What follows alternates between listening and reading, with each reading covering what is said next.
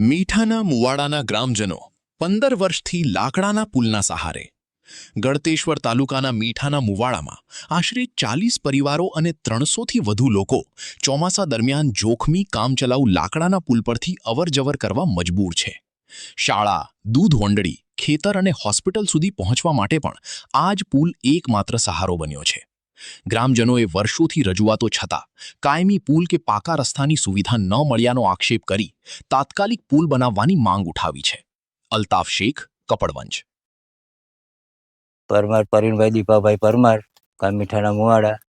અને આ રેલિયો વિસ્તાર ગણાય છે. એમાં પહેલું આ પરુ રૂમાલ પરુ આવે છે અને પાછળ સોમાપરુ આવે છે. એ સોમાપુરામાં લગભગ 8-10 ઘરો સ્થાયી જ રહે છે, પહેલેથી વર્ષોથી એના જ રહે છે.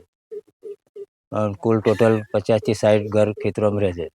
આજીવન આ જ રસ્તો છે. ચોમાસામાં આ જ બનાવવો જ પડે અમારે, તો જ આ જવાય ખેતરોમાં, નકર જવાય જ નહીં. મેઇન રસ્તો વેરાવાનો છે, પણ વેરામાં તો અત્યારે 2 માથોડા જેટલું પાણી એટલે જવાય જ નહીં.